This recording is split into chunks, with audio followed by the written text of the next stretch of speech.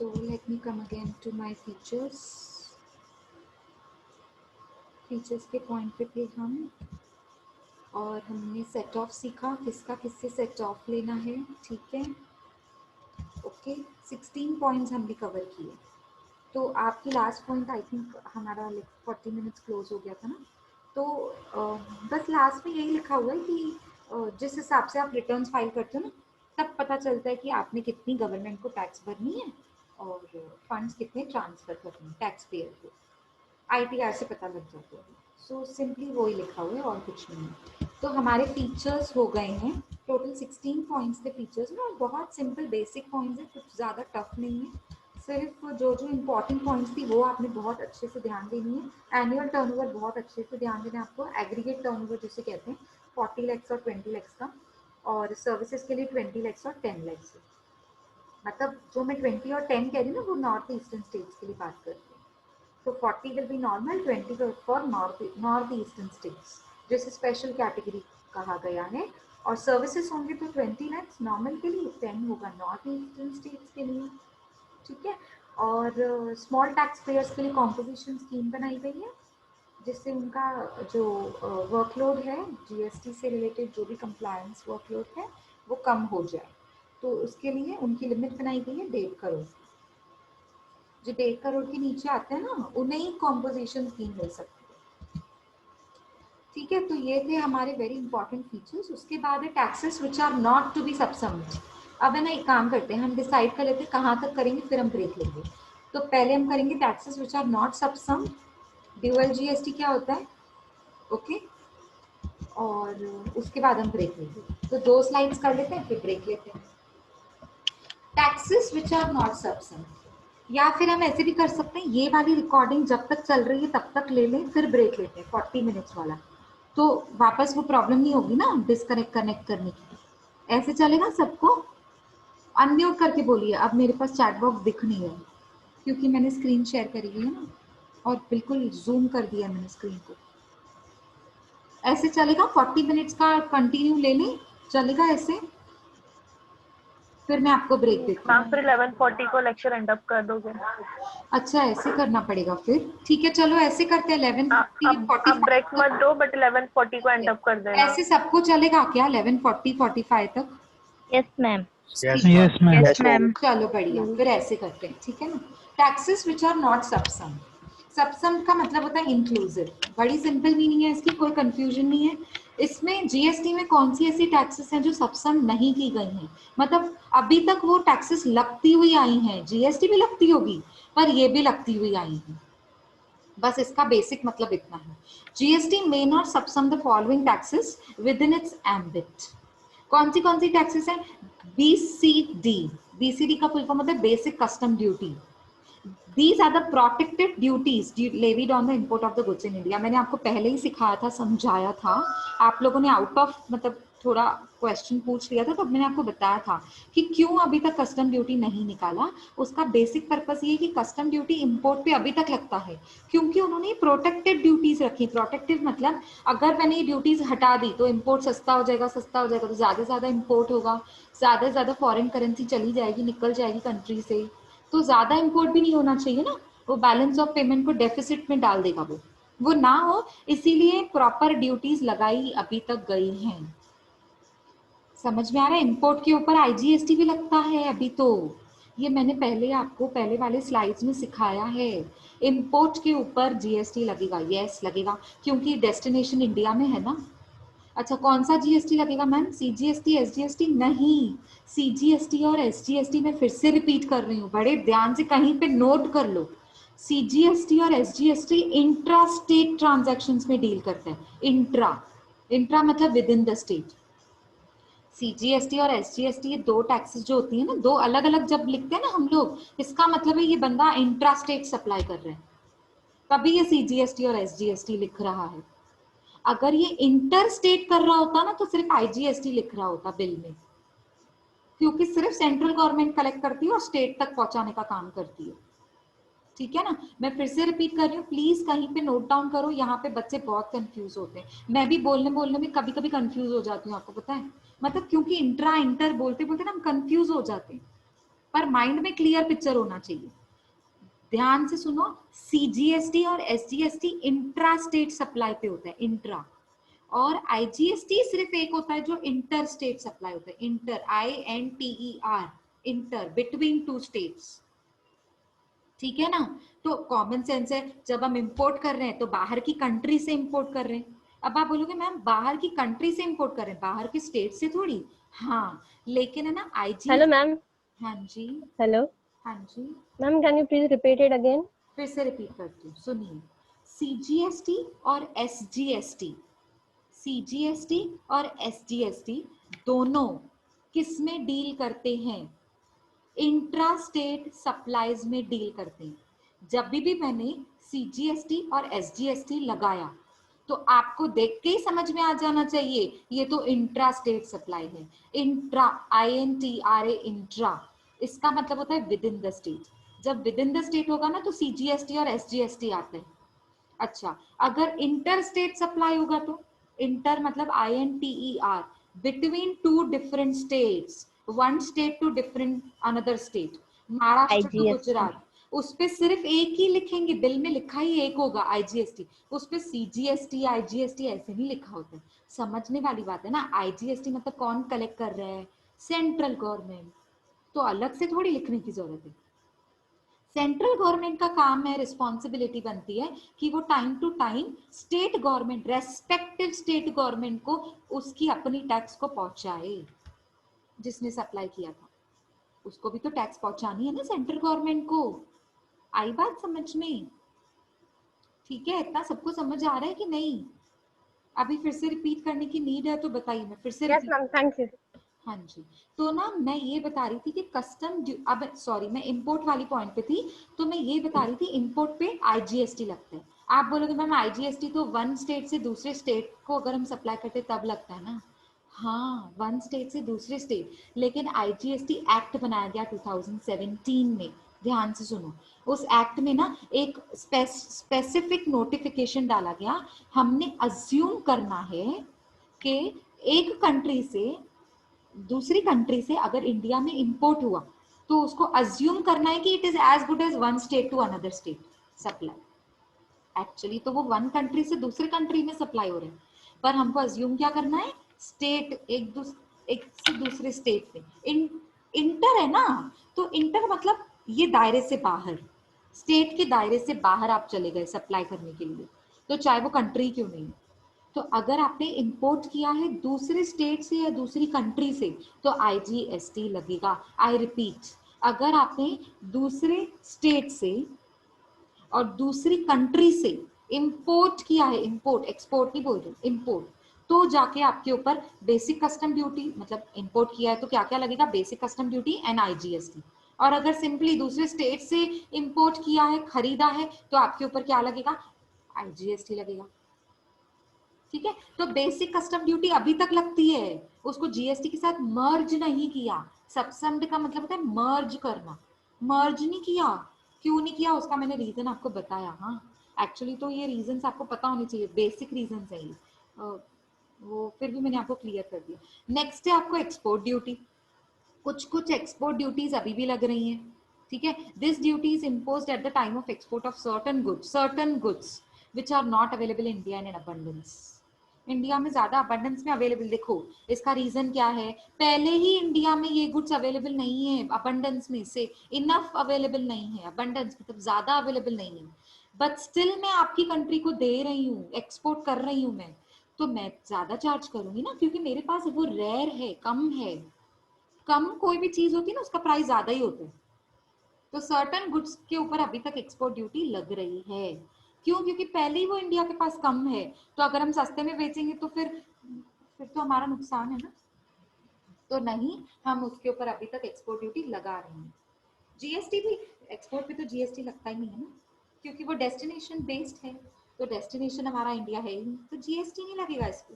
लेकिन export duty अभी भी लग रहा है, वो सबसम्ड नहीं हुआ, जीएसटी के साथ मर्ज नहीं हुआ है।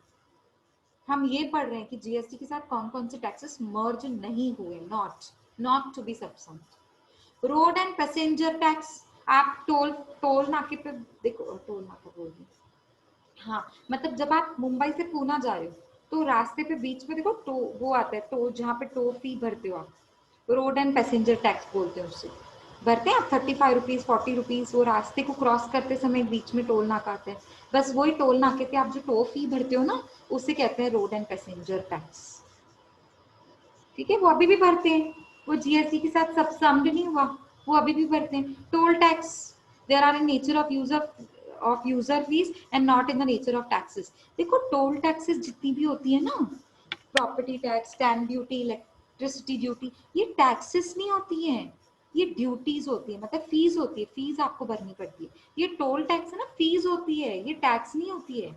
ये आप यूज करने के लिए ना, देखो आप कोई सर्विस यूज कर रहे हो, तो किसी सर्विस को आप यूज कर रहे हो तो पैसा तो भरना पड़ेगा ना। किसी गार्डन में घूमने जा रहे हो तो आपको कुछ तो फीस भरनी पड़ेगी, कोई ऐसा अलग से गार्डन बना हुआ है, एग्जीबिशन लगी हुई है, तो एंट्री फीस तो भरनी पड़ती है ना। कोई बिल्कुल अलग जैसी जगह बनी हुई है, नेहरू प्लेनेटोरियम बना हुआ है हमारे मुंबई में, अब उसको देखने के लिए आपको एंट्री फीस भरनी पड़ती है। क्यों? वो तो आप उसकी सर्विस ले रहे हो, आप इंजॉय कर रहे हो, एंटरटेनमेंट सर्विसेज होती हैं जो आप ले रहे हो, तो उसके अगेंस्ट में कुछ तो फीस, उसकी मेंटेनेंस फीस तो आपसे ही वसूल करेगी ना गवर्नमेंट, और किससे करेगी? ठीक है, चलो ये है हमारी टैक्सेस विच आर नॉट सबसम। ठीक है, ये मतलब अभी तक लगती है, जीएसटी के साथ मर्ज नहीं हुई है, ये तो समझ गए। अब आता है दूसरा कॉन्सेप्ट जिसे कहते हैं ड्यूअल जीएसटी। अब ये ड्यूअल जीएसटी क्या है? हमने तो पढ़ा था one country one nation one tax GST, हमने तो ये पढ़ा था मैम, आपने भी हमको स्लाइड्स में बताया था, ये लिखा भी हुआ था। हाँ, जीएसटी एक ही है, पर जीएसटी के अंदर उन्होंने कॉन्सेप्ट फॉलो किया कि जितनी भी टैक्सेस हम जीएसटी के नाम पर लेंगे उसे दो जगह पर डिवाइड करेंगे, दो जगह पर, एक सेंट्रल एक स्टेट। न सिर्फ सेंट्रल गवर्नमेंट इंजॉय करेगा पूरा का पूरा जीएसटी रख के, न सिर्फ स्टेट गवर्नमेंट इंजॉय करेगा पूरा का पूरा जीएसटी अपने पास रख के, दोनों के बीच में ये क्या कहते हैं उसे, सेग्रीगेट हो जाता है, प्रपोर्शनेट अमाउंट में सेग्रीगेट हो जाएगा। प्रपोर्शनेट मतलब 12% होगा तो उस हिसाब से, 28% टैक्स होगी तो उस हिसाब से प्रपोर्शन बैठेगा, और अगर 6% जीएसटी है तो उस हिसाब से प्रपोर्शन डिसाइड होगा, है ना। तो प्रपोर्शन तो वो तो अब आपको तो पता ही है प्रपोर्शन का मतलब क्या होता है। ठीक है, तो ड्यूअल जीएसटी मतलब, पहले तो ड्यूअल जीएसटी में दो पार्ट्स बनाए गए, एक इंट्रा स्टेट एक इंटर स्टेट। मैं फिर से रिपीट कर रही हूँ, जब भी इंट्रा स्टेट सप्लाई होता है उसमें जीएसटी और एसजीएसटी का रोल होता है। किसका रोल होता है? CGST and SGST. सीजीएसटी का फुल फॉर्म होता है centre goods and services tax, और SGST state goods and services tax. ये कब होगा? सीजीएसटी एंड एसजीएसटी दोनों किसके साथ डील करते हैं? मैं फिर से रिपीट कर रही हूँ, बहुत इंपॉर्टेंट है। लास्ट ईयर के बच्चों ने बहुत मिस्टेक करी थी इतना समझाने के बाद भी, शायद मैंने इतनी बार रिपीट नहीं किया था उस टाइम पे, बोल के छोड़ दिया था, इसीलिए उनको कंफ्यूजन हो रही थी। अब मैंने एक स्लाइड ही बना दिया कि कंफ्यूजन ही ना हो। तो सीजीएसटी और एसजीएसटी तब पिक्चर में आएगा जब इंटर स्टेट सप्लाई होगा। तो या तो फिर मैं दूसरे वर्ड्स में इसको ट्रांसलेट, दूसरे वर्ड्स में इसको बोलूं तो inter state supply, central CGST और एसजीएसटी दोनों इंटर स्टेट सप्लाई में डील करते हैं, अगर मैं ऐसे बोलूं तो ये भी ज्यादा इजी है आपको याद रखने के लिए। और अगर मैं आईजीएसटी की बात करूं तो वो सिर्फ इंटर स्टेट सप्लाई से डील करता है, बस, और किसी से नहीं। लेकिन इंटर स्टेट सप्लाई में भी दो हैं, एक इंपोर्ट ऑफ गुड्स, नीचे देखो चार्ट बना हुआ है, वो मैंने जूम कर दिया ना तो आपको थोड़ा लेफ्ट हैंड कॉर्नर पे दिखेगा, import of goods and import of services. बड़े ध्यान से देखो, इंपोर्ट ऑफ गुड्स में आपको दो टैक्सेस लगती हैं, एक बीसीडी बेसिक कस्टम ड्यूटी जो अभी अभी हमने यहाँ पे पढ़ा, देखो फर्स्ट इंपोर्ट के टाइम पे बीसीडी भी लगेगा और आईजीएसटी भी लगेगा। मैम आईजीएसटी क्यों? ये तो वन स्टेट से दूसरे स्टेट तक होता है। क्या अभी तक ये डाउट है आपको? You still have this particular doubt? IGST imports पे क्यों लगता है? दूसरी कंट्री से इंपोर्ट किया आपने, ये दूसरी कंट्री से इंपोर्ट किया मतलब अज्यूम किया आपने दूसरे स्टेट से इंपोर्ट किया, ठीक है, तो उसके ऊपर आईजीएसटी भी लगेगा, बीसीडी भी लगेगा। और जब आप इंपोर्ट ऑफ सर्विसेज करते हो, कोई सर्विसेज लेकर आते हो आप इंडिया में, समझो कोई एग्जांपल देती हूँ, हाँ मैं सपोज कोई चार्टर्ड अकाउंटेंट है, यूएस की कंपनी का चार्टर्ड अकाउंटेंट है। अब यूएस की कंपनी इंडिया में भी है ना, यूएस की कंपनी इंडिया में भी है, उसका ब्रांच इंडिया में भी है। तो वो ही चार्टर्ड अकाउंटेंट जो यूएस का है, वो ही चार्टर्ड अकाउंटेंट इंडिया के ब्रांच में भी, इंडिया जो कंपनी इंडिया में है, आपकी ब्रांच इंडिया में है, उसकी सर्विसेज वो इंडिया में भी दे रहा है। अब इंडिया में सर्विस आई, इंपोर्ट हुई, इंडिया ने सर्विसेज ली, बेशक वो ब्रांच आउट ऑफ इंडिया का था, पर इंडिया में तो सर्विसेज आई ना, डेस्टिनेशन तो इंडिया है ना। तो इनपुट ऑफ सर्विसेज के टाइम पे क्या लगेगा, आईजीएसटी लगेगा। क्या लगता है, क्या लगेगा, सिर्फ और सिर्फ आईजीएसटी। ठीक है, इतना सबको क्लियर हुआ? ठीक है, आगे बढ़े ड्यूअल जीएसटी के, आगे बढ़े। सबको क्लियर है? बहुत सिंपल कॉन्सेप्ट है, आप जितना Yes, उसको ma'am. सिंपल पकड़ेंगे ना उतना सिंपल लगेगा। आगे पीछे मत भागिए, जितना हम पढ़ रहे हैं उसको वो उतना समझ आया क्या, तो मुझे बताइए। बिल्कुल अच्छे से ये क्लियर हो गया? आगे बढ़े। Yes, should we? Yes, ma'am. Yes. Okay, now we have 20-25 minutes है हमारे पास। मेरे ख्याल से तो बहुत सारा है। I am worried about my syllabus. I wish I to had started in the month of June, तो बहुत सारा हो गया होता। चलो कोई नहीं, देखते हैं। GST is a consumption based tax based on VAT principle। बहुत इंपॉर्टेंट, इसके ऊपर शॉर्ट नोट बन के आ सकता है, इतना इंपॉर्टेंट है ये। अब है ना, हमारी पुरानी एक टैक्स थी। आप बोलोगे मैम वैट तो अभी बंद हो गया ना। हाँ, वैट बंद हो गया। पहले आप पूरा सुन लेंगे ना, तब आपको समझ में आ जाएगा कि मैम ने ये क्यों लिखा है, ये पॉइंट क्यों लिखी हुई है। अब यहाँ पे क्या लिखा हुआ है मैं आपको पहले शॉर्ट में बताती हूँ। जीएसटी है ना, कंजम्पशन बेस्ड टैक्स है। हाँ पता है, कंजम्पशन है, जहां कंजम्पशन होगा उसके ऊपर जीएसटी चार्ज होगा। भरेगा कौन, मैं उसकी बात नहीं कर रही हूँ। चार्ज किसके ऊपर होगा जीएसटी, जो ये सर्विसेज को, गुड्स को कंज्यूम करता है, प्रोडक्ट्स को कंज्यूम करता है, उसके ऊपर जीएसटी चार्ज होता है, भरना उसने है। गवर्नमेंट तक कौन पहुंचाएगा वो एक अलग बात है, वो सप्लायर पहुंचाते, वो एक अलग बात है। ठीक है, तो जीएसटी कंजम्पशन बेस्ड टैक्स है, पता है। लेकिन ये जो टैक्स है ना, कंजम्पशन बेस्ड टैक्स जिसे बोलते हैं, ये कौन से प्रिंसिपल पे बेस्ड है, वैट। वैट मतलब वैल्यू एडेड टैक्स। ये तो मैम बंद हो गया, आप नहीं सिखाते, ये सबसम्ड टैक्स है। सबसम्ड मतलब ये जीएसटी में क्या कहते हैं, मर्ज हो चुका है। ये हमने पहले वाले स्लाइड्स में किया था, आप मेरी पहले वाली रिकॉर्डिंग सुनेंगे ना तो आपको रिवीजन हो जाएगी। वो बलून बलून टाइप एक स्लाइड बनी हुई थी।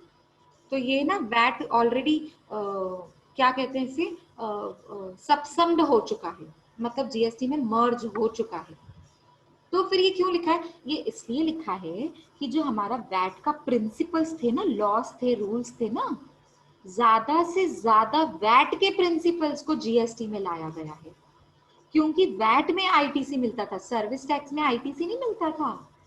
जब आप सर्विस टैक्स भरते थे ना पहले, उसमें आईटीसी क्लेम नहीं कर सकते थे, वेरेज वैट में कर सकते थे। पास्ट की बात करूं, पास्ट जब ये पहले ये प्रिंसिपल था, तो उसके रूल्स एंड लॉस को जीएसटी में लाया गया, क्योंकि वो ही एक सिस्टम था वैट का जो बिल्कुल फुल प्रूफ सिस्टम था कि हाँ किसी को डबल टैक्सेशन नहीं लग रही है। लेकिन बहुत सारी ड्यूटीज ऐसे थी कि उनको डबल ड्यूटीज भरनी पड़ती थी, एक्साइज ड्यूटी भी भरनी पड़ती थी, फिर मैन्युफैक्चरिंग पे, फिर सेल्स करने के टाइम पे सेल्स टैक्स, फिर रिटेलर अगर कस्टमर को बेचेगा तो वैट वसूल करेगा, वो अलग बात है। वैट के टाइम पे आपको आईटीसी मिलता था। बहुत कॉम्प्लिकेटेड था वो सिस्टम, बहुत, इसीलिए सिंपल किया गया, जीएसटी लाया गया। पर प्रिंसिपल्स किसके फॉलो किए गए, वैट के। तो अब देखो पहला पॉइंट क्या बोल रहा है, GST is a consumption based tax. Tax will be payable in the state, tax will be payable in the state in which goods and services और बोथ आर फाइनली कंज्यूम। हाँ पता है, टैक्स कौन पे करेगा, वो स्टेट पे करेगा जहां पे गुड्स कंज्यूम हुए हैं। समझो पूना से मुंबई में गुड्स मैंने मंगवाए, इंपोर्ट किए, अब उस फाइनल गुड्स कहाँ पे आए, डेस्टिनेशन क्या है गुड्स का, मुंबई, तो मुंबई से टैक्स निकलेगी, भरने वाला कौन होगा, मुंबई। यहीं पे मैं एग्जांपल उल्टा करूं, मुंबई से पुणे गुड्स जा रहे हैं, तो गुड्स का कंज्यूम हो रहा है पूना, तो पुणे के यहाँ से गुड्स जीएसटी निकलेगा और वो बंदा पुणे का जो पर्सन है वो जीएसटी भरेगा। वही तो लिखा हुआ है, tax will be payable in the state, वो भरेगा जो जिस स्टेट में कंज्यूम हो रहे। एक्सपोर्ट्स आर नॉट टैक्सेबल, ये भी मुझे पता लग गया, अभी तो बहुत सारी डिस्कशन हो गई इसके ऊपर। Because the place of consumption is outside India, consumption हुआ ही नहीं ना इंडिया में, तो टैक्स कैसे लगाऊं? नहीं लगा सकती हूँ। हाँ, इंपोर्ट्स पे लगा सकती हूँ। क्यों? क्योंकि कंजम्पशन इंडिया में हुआ, इन इंडिया। ये भी समझ गई अभी तो मैं। ये सारे वैट के प्रिंसिपल्स थे। वैट में कंजम्पशन आता था, वैट में ये प्रिंसिपल था कंजम्पशन बेस्ड टैक्स, बस वही सेम उठाकर जीएसटी में डाल दिया इन्होंने। ठीक है, GST is based on VAT system of the following input tax credit of tax paid on inputs. पता है आपको, वैट में ही सिर्फ एक सिस्टम था इनपुट टैक्स क्रेडिट का, बेनिफिट लेने का, कि आपने अगर पिछली कोई टैक्स भरी है तो उसका भी बेनिफिट ले सकते हो, माइनस करो, सेट ऑफ करो आउटपुट टैक्स में से। मतलब जो गवर्नमेंट को अगर 6,000 भरना है तो 5,000 पहले भर चुके हो होलसेलर को, तो 6,000 में से 5,000 माइनस करो और 1,000 भर दो। ये आईटीसी होता है। तो इसका क्लेम वैट में मिलता था और कहीं नहीं मिलता था, एक्साइज ड्यूटी में नहीं, क्या कहते हैं, सेल्स टैक्स में नहीं मिलता था। ठीक है, बहुत सारी ऐसी टैक्सेस होती है जिसमें आईटीसी था ही नहीं, सिर्फ वैट में था। तो वैट की रूल्स एंड प्रिंसिपल्स को जीएसटी में लाया गया, इसीलिए जीएसटी इतना फायदेमंद है। ठीक है, सबके लिए। Thus the state from which goods are supplied, thus the states from which goods are supplied will not get any taxes as goods are consumed in another state. उन्हें कोई टैक्स नहीं भरनी है जिन्होंने सप्लाई किया है। भरनी किसको है? जहां पे कंज्यूम हो रहे हैं। अच्छा, किसको भरनी है? समझो पूना से मुंबई गुड्स गए, तो टैक्स किसने भरनी है? पूना वाले ने। पूना के कस्टमर ने टैक्स भरनी, किसको? मुंबई के सप्लायर को। भरी किसने? पूना के कस्टमर ने। पहुंचानी किसको है? मुंबई के कस्टमर को, मुंबई के सप्लायर को। तो सप्लायर को अपने जेब से टैक्स नहीं भरनी है, वो लिखा हुआ है यहाँ पे। उसे सिर्फ पहुंचाने का काम करना है, बस, नथिंग एल्स। इसके दायरे आपको सोचना ही नहीं है बाहर। बस जो मैंने अभी बताया ना आपको, बिल्कुल सिंपल टर्म्स में ये है उसकी मीनिंग। आई बात समझ में सबको? इतना क्लियर है तो आगे बढ़े। हाँ जी, क्लियर है। इसके ऊपर 5 मार्क्स का शॉर्ट नोट आ सकता है। तो मैम 5 मार्क्स के लिए सिर्फ इतना लिखना है जितना स्लाइड पे दिख रहा है? बिल्कुल नहीं, 2-3 मार्क्स मिलेगी आपको, इस पे 3 मार्क मिलेगा। तो मैम 2 मार्क के लिए क्या लिखते हैं? 2 मार्क के लिए जीएसटी के लिए और थोड़ा बहुत लिख दो ना, और थोड़ा बहुत इंट्रोडक्शन लिख दो पहले जीएसटी का, कब ये जीएसटी आया, इम्प्लीमेंट हुआ, फिर ये GST one nation one country one tax, ऐसी कुछ लाइन है ना, पंच लाइन बना दो आप। हर आंसर में, कोई शॉर्ट नोट आ गया ना, हर आंसर में वो पंच लाइन इंट्रोडक्शन के नाम पे लिख दो। नोटबुक में ना इंट्रोडक्शन बना दो जीएसटी का। 5 मार्क्स का कोई शॉर्ट नोट आएगा ना, तो ये इंट्रोडक्शन तो मैंने जरूर चिपका देना है पेपर में। सही भी तो है ना, थोड़ा तो आंसर को बढ़ाना पड़ता है। देखो मजबूरी, आंसर को बढ़ाना पड़ता है, नहीं तो मार्क्स कैसे मिले। थोड़ा बढ़ाना है, ज्यादा भी नहीं, थोड़ा, क्योंकि हमारा प्रैक्टिकल सब्जेक्ट है, थ्योरेटिकल तो है नहीं, है ना। तो थोड़ा तो आंसर को लिखना पड़ेगा, थोड़ी तो क्वांटिटी दिखानी पड़ेगी, आपने क्वालिटी भी दिखानी पड़ेगी। तो आपने इंट्रोडक्शन से स्टार्ट करना। तो जीएसटी के बारे में थोड़ा कुछ तो लिख दो, जीएसटी ये, जीएसटी वो, फिर उसके बाद शुरू करो, GST is a consumption based tax based on that principle. ठीक है, चलो आगे बढ़े। हाँ, इस आंसर को और भी बढ़ा सकते हैं। आईटीसी, यहाँ पे सिर्फ उसने बोला है आईटीसी क्लेम कर सकते हैं, जो वैट में था अभी जीएसटी में लाया गया। तो थोड़ा आईटीसी को एक्सप्लेन कर दो ना, एग्जाम्पल दे दो, जैसे मैंने एग्जाम्पल दिया। देखो आंसर खुद ब खुद बढ़ाना कम करना आपको आना चाहिए। छोटा है, 5 मार्क्स के लिए मैंने शॉर्ट नोट पूछा है। आईटीसी को नहीं भी क्लियर करोगे, इंट्रोडक्शन और ये 3 पॉइंट्स लिखोगे, बहुत अच्छा, आउट ऑफ 5, 5 on 5। बट अगर मैंने यही शॉर्ट नोट 7 मार्क्स के लिए पूछ लिया तो थोड़ा आईटीसी को एक्सप्लेन कर दिया, थोड़ा थोड़ा और भी एक पॉइंट, एक्सपोर्ट की एक और लाइन लिख दी, इंपोर्ट के लिए एक और लाइन लिख दी, एक्सप्लेनेशन दे दो ना, एग्जाम्पल दे दो इंपोर्ट का, है ना। इंपोर्ट का जैसे मैंने आपको एग्जाम्पल दिया वैसे एग्जाम्पल दे दो, और ये भी बता दो कि इंपोर्ट पे आईजीएसटी लगता है, ये भी बता दो। देखो एक और लाइन ये भी मिल गई। मतलब आंसर को बड़ा छोटा करने आपको आना चाहिए। इतना सबको समझा? मुझे ना चैट बॉक्स देखना पड़ रहा है, 1 मिनट रुको। हाँ जी, 16 पॉइंट्स, नहीं नहीं 16 पॉइंट्स सारी की सारी नहीं लिखनी है, मैंने देखो फिर वही पॉइंट आ गई। एक मिनट, ये किसने मुझसे क्वेश्चन पूछा है 16 पॉइंट्स वाला? मुझे ना नाम क्यों नहीं दिख रहा है, मैं मिनिमाइज करी फिर जाके नाम दिख रहा है। हिमांशु, हाँ हिमांशु बेटा आपको 16 के 16 पॉइंट्स नहीं लिखनी है। 16 तो मैंने मैक्सिमम पॉइंट्स बताई ना। अब 7 मार्क्स का शॉर्ट नोट आएगा तो पॉइंट्स कम कर दो, 5 मार्क्स का आएगा तो और कम कर देना, और अगर 10 मार्क्स के लिए आंसर मैंने पूछ लिया फीचर्स का तो पॉइंट्स बढ़ा देना। हिमांशु समझ आया? आप अपने हिसाब से आंसर को बढ़ाओ कम करो ना मार्क्स के हिसाब से। अभी आप उतने तो स्मार्ट बन जाएंगे कि एग्जाम को देखकर कितना एग्जाम लेंदी है, किस हिसाब से क्वेश्चन पूछा है, 5 मार्क्स के लिए पूछा है तो छोटा लिखना है, उसी आंसर को बड़ा करके 7 मार्क्स के लिए भी आप लिख सकते हो। ठीक है, ओके